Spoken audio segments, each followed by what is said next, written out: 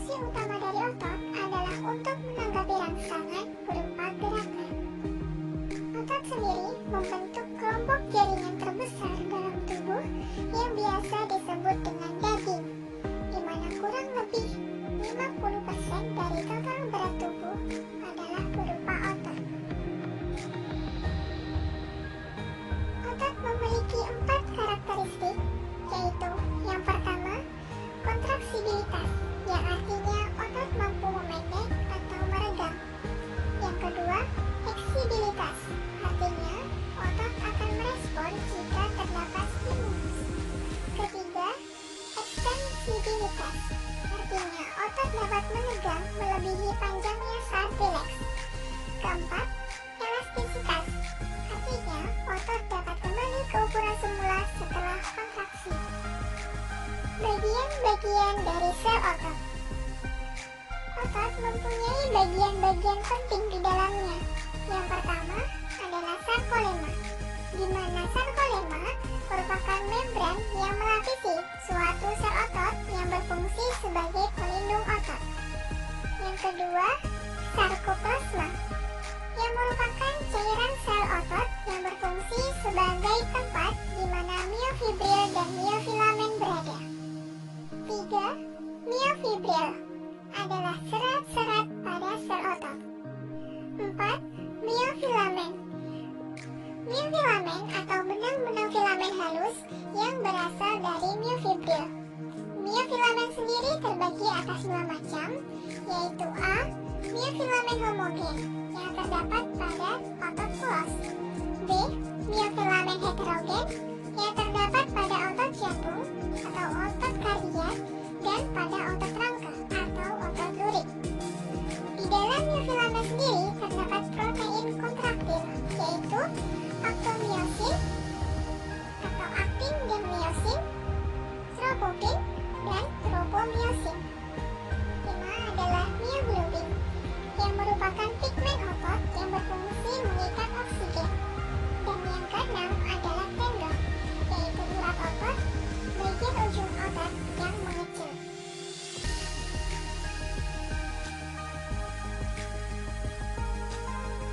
Dan persyarafannya, otot dibagi menjadi 2. Yang pertama, otot voluntar, yaitu otot yang dikendalikan oleh saraf somatik dan di bawah kontrol kesadaran. Contohnya adalah otot rangka. Yang kedua adalah otot involuntar, yaitu otot yang dikendalikan oleh saraf otonom dan tidak berada di bawah kontrol kesadaran. Contohnya adalah otot polos dan otot jantung.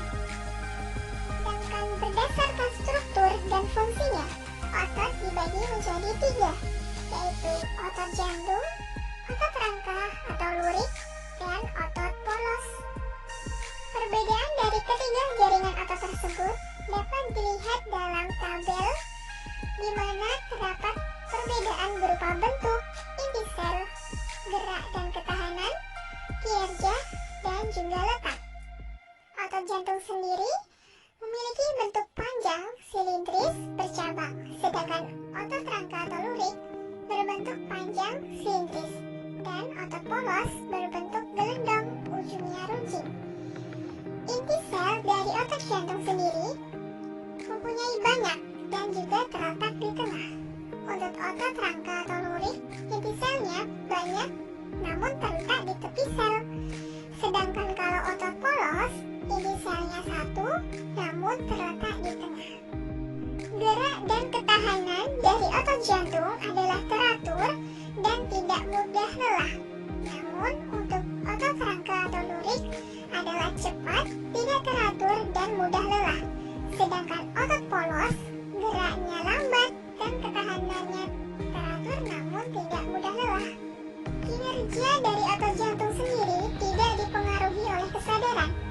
Kinerja dari otot rangka atau lurik dipengaruhi oleh kesadaran, sedangkan kinerja dari otot polos adalah tidak dipengaruhi oleh kesadaran. Dan perbedaan terakhir adalah di letak, di mana letak otot jantung hanya ada di jantung, sedangkan letak dari otot rangka lurik melekat pada tulang. Kalau letak dari otot polos adalah pada bagian organ dalam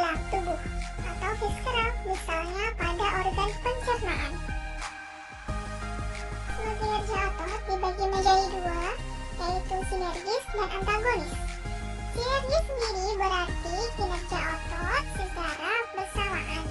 Sedangkan antagonis sendiri kinerja otot yang secara berlawanan. Contoh dari antagonis sendiri adalah fleksi dan ekstensi, seperti menekuk dan meluluskan siku. Kemudian ada elevansi dan depresi, contohnya membuka dan menutup mulut. Kemudian ada supinasi dan pronasi, contohnya adalah menengadah dan menelungkupkan telapak tangan. Kemudian yang keempat adalah adduksi dan abduksi, contohnya mendekatkan dan meregangkan jari. Dan yang terakhir adalah inversi dan eversi, contohnya adalah membuka telapak kaki ke arah dalam dan keluar tubuh. Sistem gerak pasif dalam tubuh adalah tulang dan rangka. Tulang dapat dikatakan sebagai jaringan penyambung padat dengan bentuk yang spesifik, bersifat khas dan kaku, dikarenakan komponen ekstraselulernya mengalami klasifikasi. Klasifikasi tulang terdiri dari dua. Yang pertama, tulang keras atau tulang sejati yang memiliki karakteristik pertama bersifat keras dan kaku. Yang kedua, berfungsi membentuk kerangka tubuh. Yang ketiga, tersusun atas mineral dan serabut sehingga padat, keras, dan kaku. Yang keempat, jaringan penyambung yang sangat padat. Klasifikasi tulang keras terdiri dari dua. Yang pertama, tulang kompaktum yang terdapat di bagian paling luar tulang panjang. Yang kedua, tulang spongiota yang terdapat di bagian paling ujung tulang panjang. Yang kedua adalah tulang rawan yang memiliki karakteristik pertama, bersifat lunak dan cepat tumbuh pada masa perkembangan. Yang kedua, berfungsi untuk menyokong jaringan dan menjadi daerah pergeseran sendi. Yang ketiga, tidak mengandung pembuluh darah dan syaraf. Klasifikasi tulang rawan terdiri dari tiga. Yang pertama, tulang rawan hialin yang terdapat pada saluran pernafasan dan persendian. Yang kedua, tulang rawan elastis yang terdapat pada daun telinga, laring, dan epiglotis. Yang ketiga, tulang rawan fibrosa terdapat pada tendon yang melekat di persendian. Kemudian adalah sistem gerak manusia rangka. Rangka manusia dibagi menjadi dua, yaitu rangka aksial dan rangka apendikular. Rangka aksial dibagi menjadi empat, yaitu tengkorak, vertebra, pelvis, dan toraks. Sedangkan rangka apendikular dibagi menjadi dua, yaitu tungkai atas dan tungkai bawah. Dalam sistem gerak terdapat bagian tubuh yang berguna sebagai penunjang dari adanya gerakan, yaitu sendi. Sendi merupakan perhubungan antar tulang sehingga tulang dapat digerakkan. Hubungan dua tulang disebut dengan persendian atau artikulasi. Fungsi sendi adalah memberikan fleksibilitas dan pergerakan pada tempatnya, juga sebagai poros anggota gerak. Macam-macam sendi berdasarkan jangkauan gerak. Ada tiga. Yang pertama, persendian fibrosa, yaitu persendian yang tidak dapat digerakkan, di mana letak tulang-tulangnya sangat berdekatan dan hanya dipisahkan oleh selapis jaringan ikat fibrosa. Contohnya sutura di antara tulang-tulang tengkorak. Yang kedua, persendian cartilaginosa, yaitu persendian yang gerakannya terbatas, di mana tulang-tulangnya dihubungkan oleh tulang rawan hialin. Contohnya tulang iga. Yang ketiga, persendian sinovial, yaitu persendian yang gerakannya bebas, merupakan bagian terbesar dari persendian pada tubuh orang dewasa. Contohnya sendi bahu dan panggul, sikut dan lutut, sendi pada tulang-tulang jari tangan dan kaki, pergelangan tangan,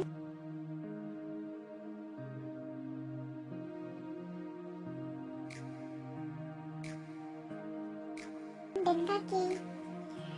Macam-macam sendi berdasarkan perbedaan kemampuan gerak. Yang pertama, sendi gerak atau diartrosis. Sendi yang dapat bergerak bebas dan leluasa terdiri dari 6. Yang pertama ada sendi peluru, sendi putar, sendi engsel, sendi bulung, sendi pelana, dan sendi geser. Yang kedua adalah sendi mati atau sinatrosis.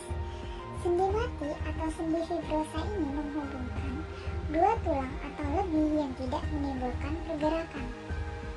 Yang terakhir adalah sendi kaku atau amfiartrosis.